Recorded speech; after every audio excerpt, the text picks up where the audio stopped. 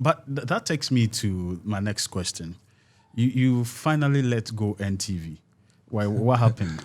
Were you having bigger dreams and, you just had to go do other stuff, or things weren't, working for you? Oh, yes. At a point, I believe that the best decision for me was to let NTV go. As I told you already, for the ideas, they're always there. You can always create at any point in time. But then I actually wanted to achieve certain things for NTV. But then when I entered into it, I saw that it needed more than I planned for. And I am not getting that kind of needed support that I need to push NTV to the next level. Because even per the report I just told about Geopol Report 2019, which made NTV, or based on the research they did, show that NTV was a powerful media house, not only in northern Ghana, but in the whole of Ghana. So we needed to move to the next step. For me, when I'm doing business, there was a time that Sekani was having challenges, and then they asked them why, and they mentioned one thing I did that they couldn't do. Oh. All because when I laid down my plan to my workers then, and they knew their plans, they thought that was all their plans. So they just took it and they started. It's like this story where they said somebody was cleaning the aeroplane. Okay. And then he saw a manual on how to fly the aeroplane. The aeroplane. And she read it and put this thing on, press here, and then it flew. Then she turned the next page and said, for instruction as to how to land the flight, watch out for part 2 of this book. The best was already on air, was airborne. Now how you going to get down? Get down, That is Northern Ghana for you. We easily copy. We don't want to partner. We don't want to support. And then when you copy, you don't copy everything. There and then you also get stuck, and we all not develop. So for me, at a point, I saw that the pace at which I wanted NTV to develop was not moving at that pace. So I said that, and then so it was affecting my bigger dream and agenda. So I said that if this is the way, I don't want to stagnate the bigger dream. Wow. And then there were these people who actually wanted to take it up and then move it to the next level. At least I met a lot of people. Yeah, of course. There were even some who were not even Northerners. Yeah. And they wanted to acquire it. And they needed to promote their alcohol and other businesses. Other interests, their interest in Northern Ghana. So even though I was releasing the TV, I had in mind that the kind of person that will own the TV station. And it will still be of relevance to Northern Ghanaians. Yeah. So I was not considering more about the money, I'm going to get, but I was still considering about my people. Wow. So finally, I saw somebody and I saw that this person was the one who is a Northerner. And then the person who pushed Northern interests. Wow. Whether they push or not, that's it. But as at that time, I felt that was the best decision for NTV at that time. Amazing. And I just hope that they're able to push the NTV dreams. Wow. And not the media to political forces trying to come in here and there. There's one thing that if I nobody even says it, but me personally, I've handled, and I think that I've handled it maturely.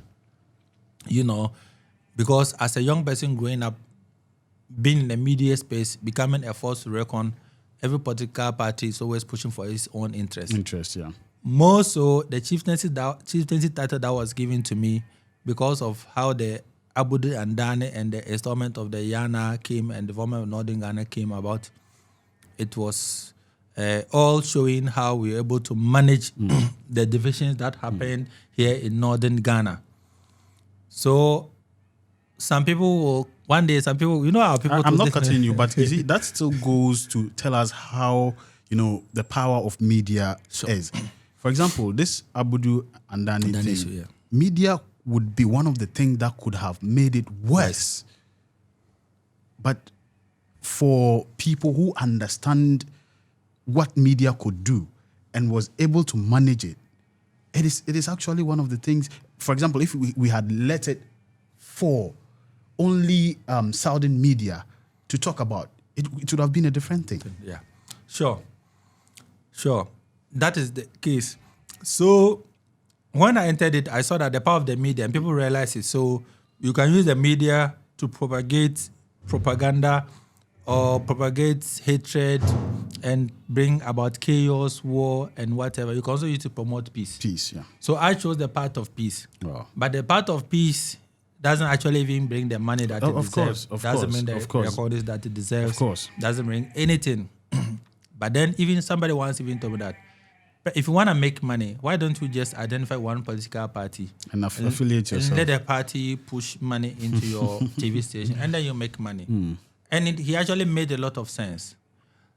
But then I didn't want it so, because I believe that NTV stood for the Northerner. Neutrality. Neutrality, promotion of peace and development of Northern Ghana, and giving of equal opportunities. So the NDC people will doubt my loyalty to the party.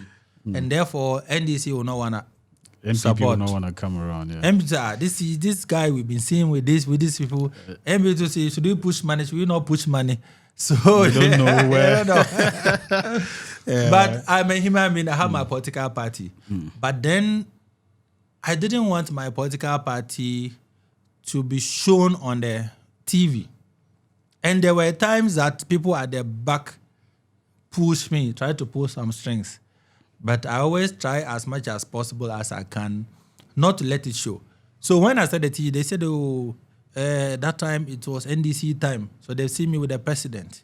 So it seems the NDC was behind it. They were looking for other evidences. They didn't find anything. NPP came. So there was a day I was invited to deliver a speech in Rikas in Upper University there.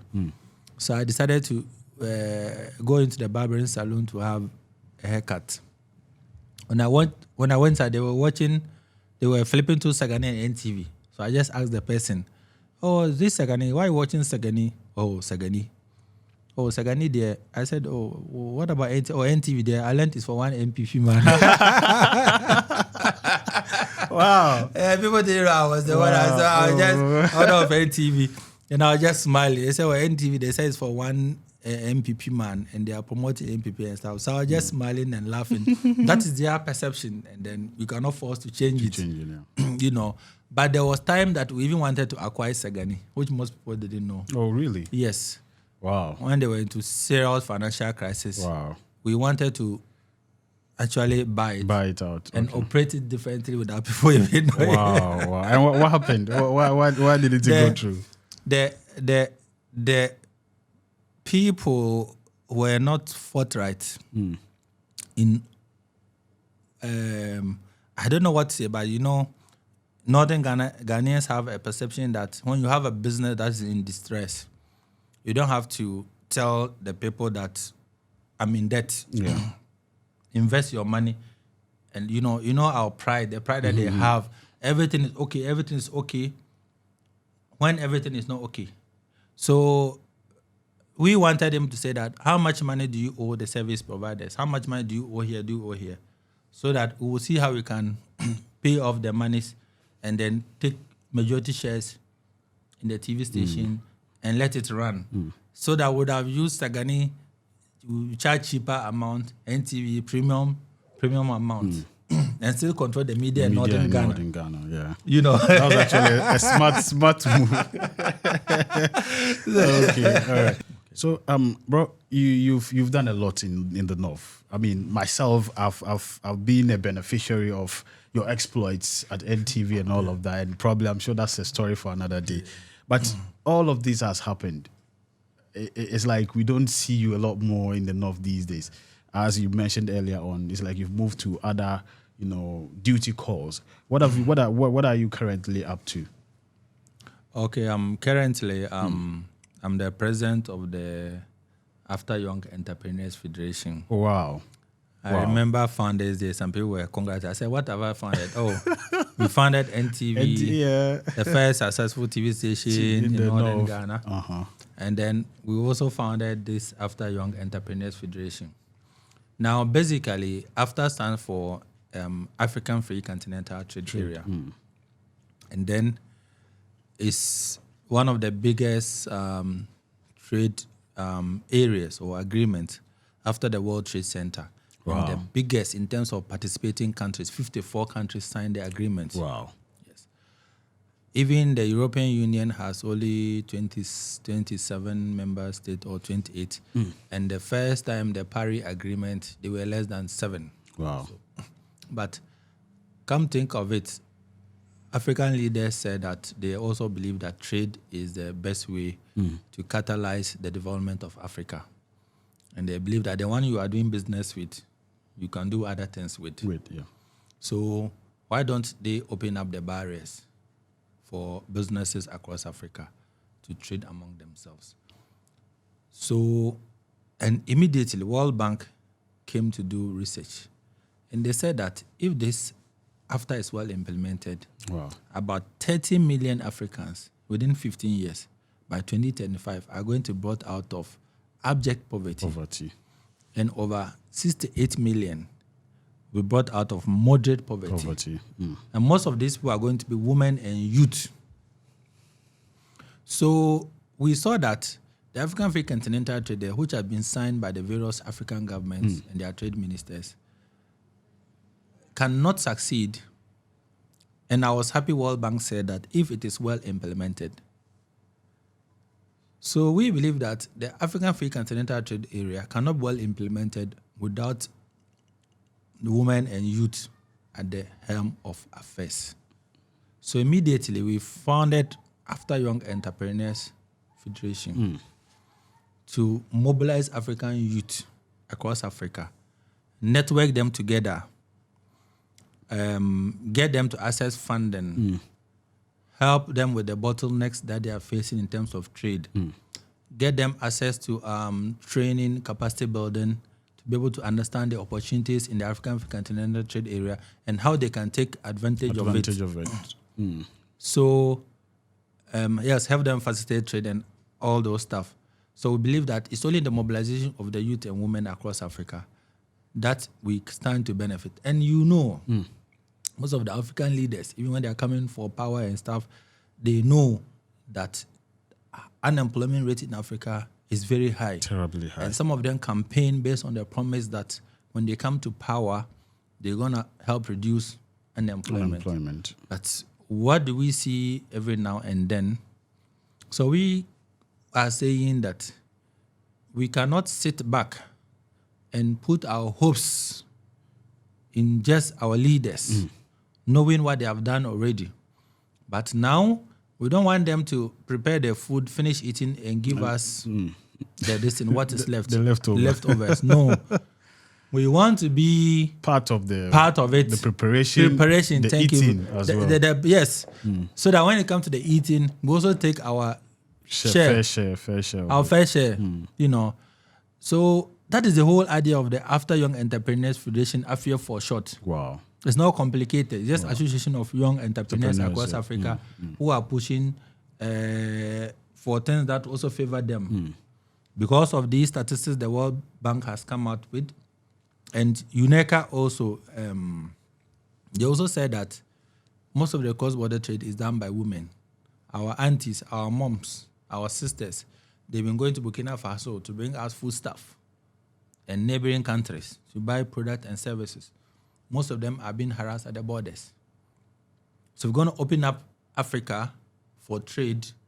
We want to ask, how will these, our sisters and our mothers, how will they be protected at the borders? What kind of measures are going to put in place? So last year, we did a conference with GIZ, who organized in conjunction with the African Free Continental Secretariat. And fortunately, I was representing the youth. So we did certain strategies and then gave it out to them to give to the After Secretariat. Fortunately, they are coming out with protocols for women and youth. Wow. So that they can also be recognized to do the trade. So in Tanzania, about a few months ago, I received an invitation from the After Secretary General for us to take part in discussing the draft protocols for women and youth. And then that's what took me to Tanzania. Wow. We discussed it. So fortunately, we are waiting for the protocols to come out. We've been having some partners, including U.S. Some of their departments, commercial law department, that we are looking at having more discussion with to see how we can assess the impact of these protocols on African youth and women, how we can popularize it among the youth and women across Africa, how we can help them access funding for their various businesses and startups to be able to benefit in this African free continental trade area. So what we are saying is that African free continental trade area is here to stay. Most especially Ghana is the host nation. So Ghana is the trade capital of Africa. The same way Ethiopia is the political capital of Africa. So whether we like it or yes, we need to prepare ourselves very well before we get competitors who even have money to come into this country. We've all seen what Nigerians are doing to us. In Tamale here, Accra, go to Circle, even the phones, the Nigerians are doing the business. Go to Abozo Akai, go to Swami Magazine, they are selling their parts. Car parts at a cheaper prices, you know. So now, today, somebody told me that they are even in our farms now. Wow. So we may no longer try to chase them away. We may not have legal right at a point to chase them away because you also have equal opportunity to go into Nigerian economy to do the same. Yeah. With just raising your business here in Ghana, you can just go to a different African country and just rent your shop and start doing business without registering it again. And that is because of the AFTA. Because of the AFTA, yes. The shea butter we have here, we can easily export it to different that was African what I countries. was about to ask you, how young Nordness can actually also take advantage of this. When I went to Tanzania, I went with most of the time, whenever I'm traveling, I go with either our smokes or the shea butter. Oh, then you are already enjoying it. Oh, wow. Yes. So when I go Tanzania like this, some Kenyans bought it. Got finished. When I went to Namibia, I gave it out, So we have to promote Northern Ghana. We have to promote Ghana. And then now, at where I am, we are promoting Africa. Because if you sell something to Kenyans will have their product they want to sell to Ghanaians. They will sell. They'll bring in sell. Yes. So we have to open up. Because the research is just simple. The trade, we call it intra-African trade. Africans doing business among themselves is 16%. But then we do more percentage with places outside EU, US, China. Wow. We sell most of our products, transport it there, and bring more products, more than we sell among our neighbors. So, it doesn't make sense. And then that is the reason why we're also having the CD depreciation and of course, exactly. So we need to, even the shea butter, we were thinking that I learned there's a shea butter factory here that's not working. We still want to pursue it. We need to even add some value, turn into pomade and stuff. So after we can export at a cheaper price to different African countries. Instead of selling just the raw shea butter, we add value to it and then we sell outside. Though some other African countries, they still need the raw one to do. And then most things I've been discussing with the investors is that how sustainable is the shea butter? Because sometimes they are cutting down the trees. These things are wild, fruits and trees, and they are not being maintained and sustained. So we have to think in the next 30 or 50 years, will they be there for us to be getting our shea butter, fruits and stuff from, these are all sustainability thinking.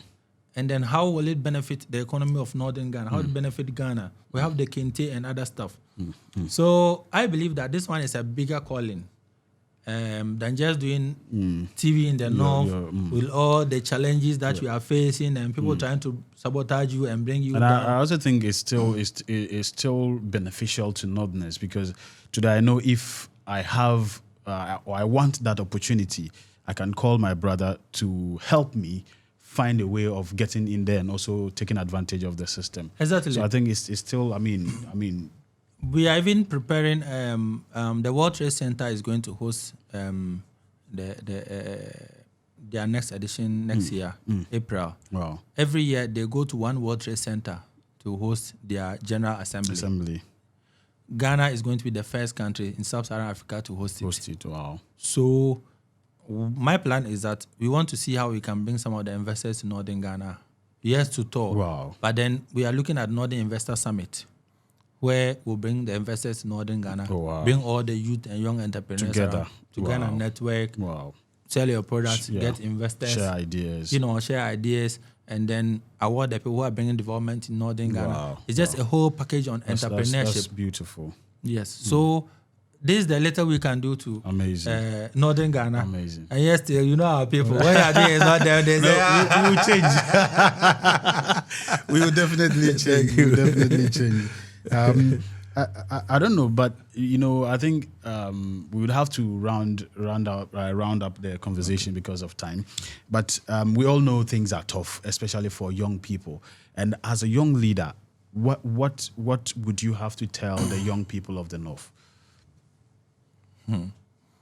There's a saying that when the going gets tough, only the tough gets going. So we need to prepare well, and the harder the training, the easier the battle. So I believe that we are all in the battlefield. We have so many years ahead of us, but then a lot is expected of us. There's one thing one of my coordinators in Gambia told me, which has also kept me on my toes. He said, Mr. President, if we don't try to change the system now, in the near future, our young people will also be blaming us that you leaders, you are useless leaders. The same way we are blaming the leaders, the same way they also blame us. Exactly. So the thing is that we want to know, what did we do ourselves? To bring change. Instead of just sitting down and then the easiest thing everybody do is just to blame. Complain and blame. Single people out and insult them. So we are trying to bring about needed change. Wow. So I will tell the youth that let's take responsibility. And let's take our destiny into our own hands. And let's read more. Let's search for more opportunities. Let's network more. Let's have let's understand that we cannot succeed alone. It's only through networking, support, collaboration, that we can succeed. If we have that thinking, a young person, Mr. President, there's an investor here. Can we talk to him? Then I'll go network, bring investor. Somebody will get support, partners. Then we are all growing together. So that is what I will tell them, and they should stop over-dependence on our politicians. Wow. Because that is one of the major problems that we have. Every youth gets saying that go online, take some small money, and go and insult another leader, and then they will send you some small money, and I don't know why some youth use all their energy there. So let's look at areas. For me, that's why I'm pushing the youth. Let's network. Let's go to entrepreneurship. Let's get investment. There we'll find opportunity. Then we'll find opportunity. We make our money. Let's be economically independent. Once we are independent and we are going to politics, we know we are funding ourselves. We not depend on anybody to fund us. But then if you're not economically independent, and then just today somebody was telling me about a friend, and he said that this friend doesn't have money yet. He's not economically independent. And yet he's insulting the leaders. What happened if tomorrow he's hungry? If tomorrow he's hungry and he needs them to help him, they may not help him. So let's become economically independent. Let's network. Let's all support in the development agenda. Because I believe that, you see, the next government is not coming to save you and I. No. There are people they are coming to save. But certainly, it's not you and I. So what are we going to do for ourselves? So I want the youth of Northern Ghana to take personal responsibility to develop themselves personally, network, have open-mindedness, and let's stop the bad thinking and then bad blood. It will not help us. Agriculture is or the North is seen as, a place where agriculture thrives. But it looks like young people now are not looking in that direction. I know you are not. I don't know though, but I don't know whether you are into agric or not. But a lot of people are also saying that agric is the next big thing in Africa. How do we get the youth to, because a lot of them feel that agric is not attractive to young people. A young man from Northern Ghana told me why he will not go into agric. He said, Honorable Kennedy Japan once said that there's no money in farming. I saw that interview, yeah. You saw it. Therefore, he has to use other means of making money. So anybody who wants to make money cannot make money through farming, especially in Africa. I don't know, but then he has influenced a lot of people. They don't want to go into agriculture.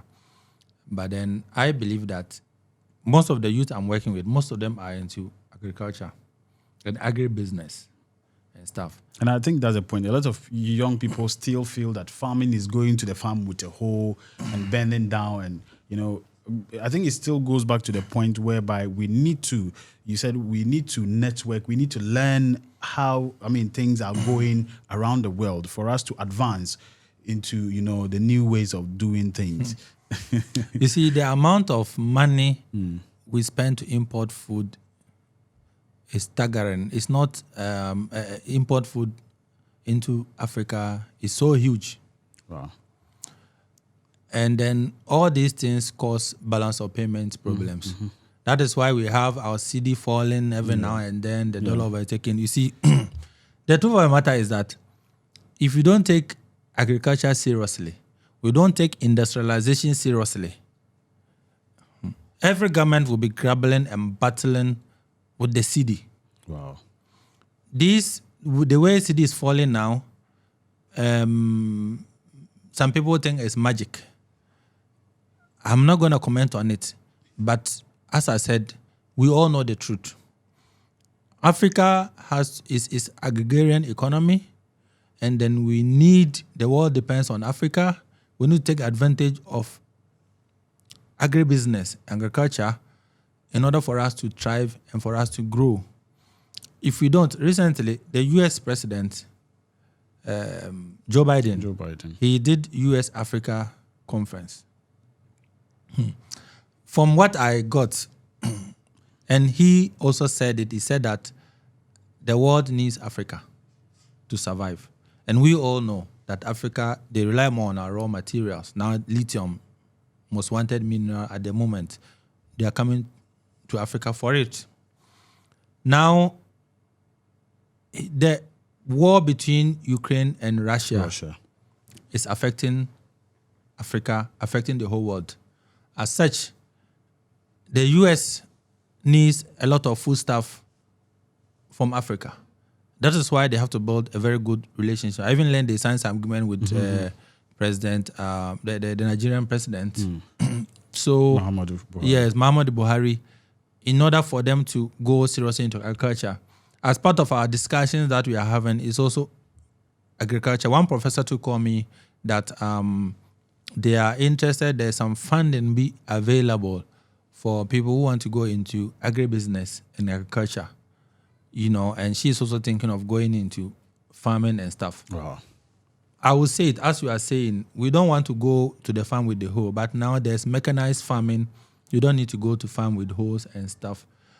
But then that still demands capital investment, So I think that, but all the time, not capital. Sometimes we have land. You can use land to partner. Somebody can come and invest in it, and then you can also buy from those that are produced. You can process it, add value to it. The food value chain. Food value chain.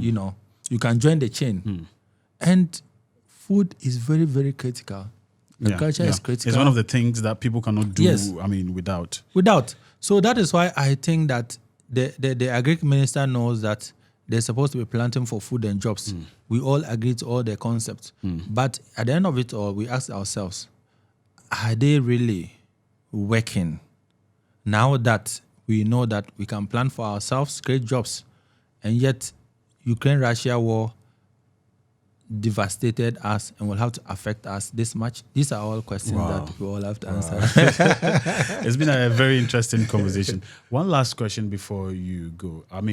there's a saying that your mother cannot be in the funeral house and then you'll be looking for food and you won't get. We are looking at how young people can get in touch with your outfit, in case they want further, to ask further questions or to be part of, the free trade area. Yes. Okay. They can go to our website, www.afief.org, or either contact you for my number, or you can display your number my number on the screen. Okay. And then they can chat us, WhatsApp us, or email me, president@afyef.org. That's afief.org. And then send us all their inquiries, their questions. We asking them to join the federation, join to learn, to be trained, to be networked, to investors. You have to be investor ready. Sometimes we talk too much. Then when the person calls and say, how much money do you need? You don't even know. I think I don't even know. And then we have when I work in the bank, we have a certain rule: never cast doubt in the eyes of your investor. customer. The moment the customer has a bit of doubt, because trust is the basis of businesses, and you have to seem to know what you are doing before somebody will invest his money. That's why now we call something like they like sweat equity. Or maybe if you want somebody to put in, but ask you, what have you done already? How much have you invested? How much have you invested? Because investors have seen over the years that when people don't put their money, they mismanage. They don't take the business They take it seriously. Yeah. But when this money is part, they also add something to it. Then you have probability or propensity that is going to grow. Wow. Thank you very much. It's been a very amazing and beautiful conversation right here with my big brother, Prince Siita Hisam. And he is the first person to own a sustained TV station in the North, which is NTV, and is still running, by the way. It's been a very interesting conversation. I've enjoyed it. I hope you've enjoyed it too. Make sure you subscribe to the channel, share the video. Let's educate our people. Let's inform our people. And that's what we are here to do. As Northerners, we need to come together. We need to help each other. And we just have to, do what, would promote us to the rest of the world. My name is Prince Amdan. This is North Chat. See you in the next video.